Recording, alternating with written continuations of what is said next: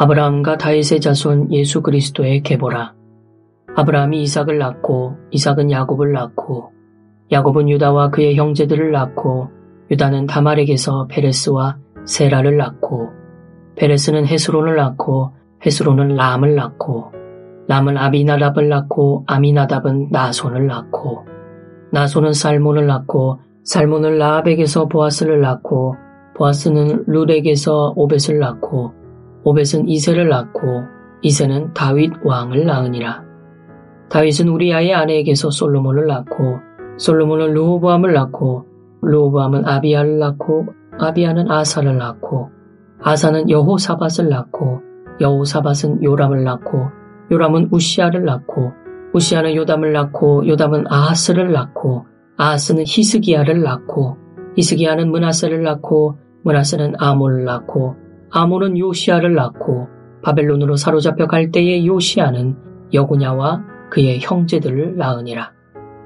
바벨론으로 사로잡혀 간 후에 여고냐는 스알디엘을 낳고 스알디엘은 수룹바벨을 낳고 수룹바벨은 아비훗을 낳고 아비훗은 엘리야김을 낳고 엘리야김은 아소르를 낳고 아소르는 사독을 낳고 사독은 아킴을 낳고 아킴은 엘리훗을 낳고 엘리훗은 엘르아사를 낳고 엘르아사는 맏단을 낳고 맏단은 야곱을 낳고 야곱은 마리아의 남편 요셉을 낳았으니 마리아에게서 그리스도라 칭하는 예수가 나시니라.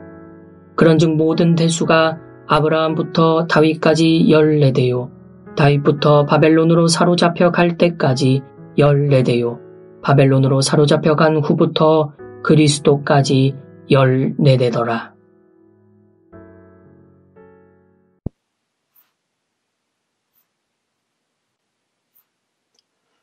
오늘은 마태복음 1장 1절부터 17절까지의 말씀으로 묵상하도록 하겠습니다. 마태는 예수 그리스도의 세계라는 말로 복음서의 첫 번째 문을 열어줍니다. 세계라는 말은 게네시스라는 헬라 단어지만 이것은 히브리어 톨레도트라는 단어가 번역된 것입니다. 마태가 톨레도트라는 단어를 선택한 것은 마태복음의 대상이 유대인들이기 때문입니다. 바로 족보라는 뜻의 톨레도트는 아무 가정의 것이 아닌 유대인들이 기다리고 있던 바로 메시아 가문의 족보라는 뜻이기 때문입니다. 하나님의 언약의 족보가 예수 그리스도의 족보라고 가르쳐줍니다. 17절 말씀 보면 이 족보를 14대씩 세 부분으로 나누었습니다. 아브라함부터 다윗까지는 하나님의 계획이 전개되는 발전하는 모습이고 솔로몬부터는 영광을 드러내는 기간입니다. 포로 시대부터는 쇠퇴하는 기간이었습니다. 굳이 14대로 나눈 것은 이 족보가 다윗 왕의 족보인 것들을 드러내고 싶은 마태의 의도라고 할 수가 있습니다. 히브리어 자음은 그 순서대로 숫자로 사용되었기 때문에 다윗이라는 이름의 자음을 합하면 네 번째에 있는 자음과 여섯 번째에 있는 자음, 그리고 또한 네 번째에 있는 자음의 합이 됩니다. 곧 14가 됩니다. 성경 속에서 숫자는 몇몇 경우 굉장히 중요한 상징으로 사용되는데요. 마태는 이 14를 다윗으로 상징하여 표현한 것입니다. 마태의 다윗의 족보의 특징을 보면 당시 족보에 넣지 못했던 이름들이 등장하는데 다말, 라합, 우리아, 즉 우리아의 아내, 즉 바세바라는 여성들의 이름이 있습니다. 다윗은 이스라엘이 가장 존경하고 사랑하는 왕입니다. 조선시대 사가들은 왕의 일거수일투족들을 농담이나 실수 한마디까지 기록했다고 합니다. 그러나 왕에 대한 실록들은 당시에는 아무도 확인할 수 없는 특급 비밀이었습니다. 왕의 허물도 기록하되 왕은 허물을 보여서는 안 되기 때문입니다. 특히 혈통에 있어 흠이 있다면 세상의 구슬수에 왕자리가 위태로울 수 있기 때문입니다.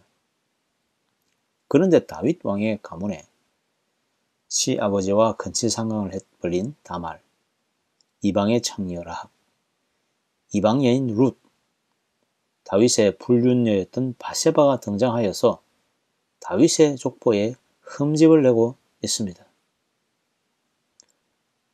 여기에 더하여 다말 라합은 가나안 여인이었고 룻은 모압 여인, 바세바는 헷 족속 출신이었습니다. 이들은 모두 다윗의 도덕적인 흠을 주는 것과 동시에 또한 다윗의 조상들마저 이방 여인들이 있었다라는 것입니다.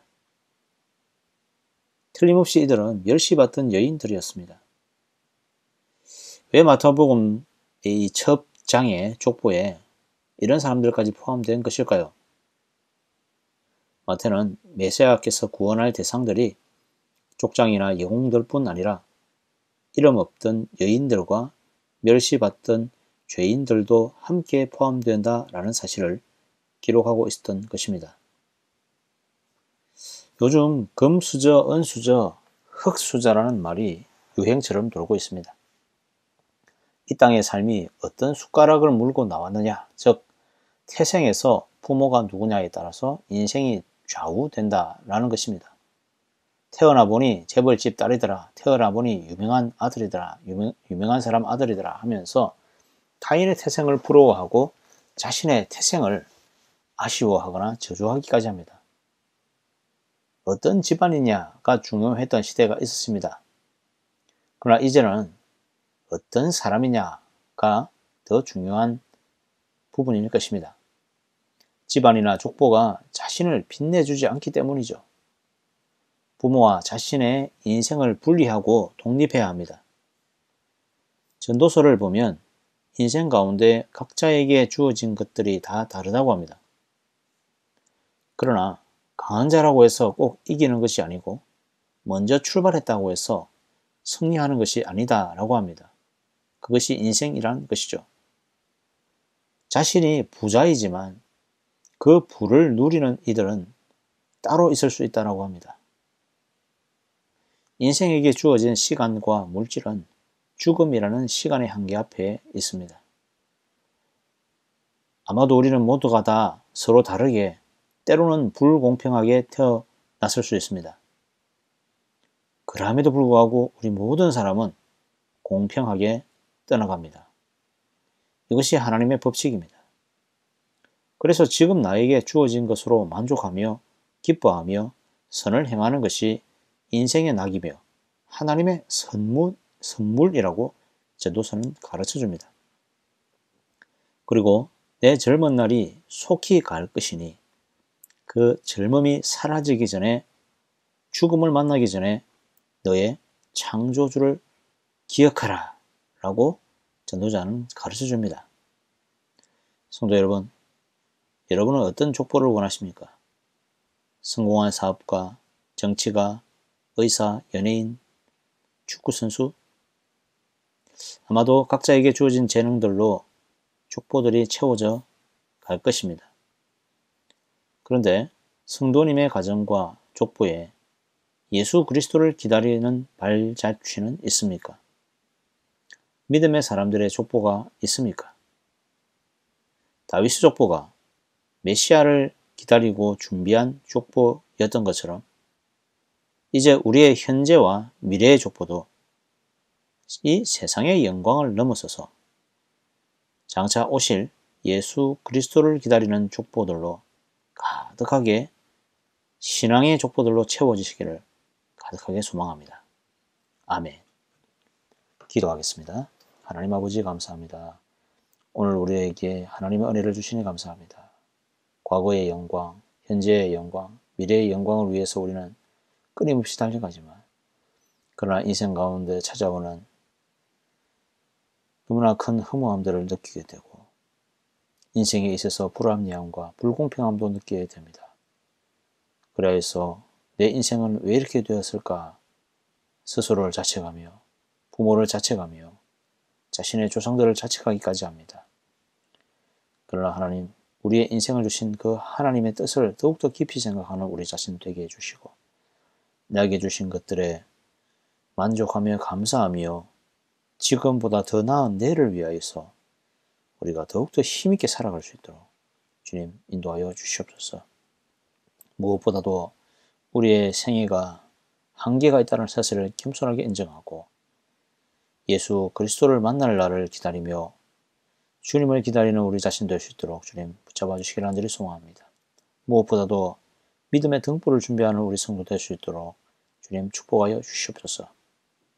우리 모든 성도들의 가정을 지켜주시고 믿음의 가정 되게 하시고 우리의 자녀들을 지켜주시고 하나님의 비전을 꿈꾸는 하나님의 사람들이 다 되며 야곱과 또 요셉과 다니엘과 같은 하나님의 신앙의 사람들이 다 될 수 있도록 하나님 우리 모든 자녀들을 축복하여 주시옵소서.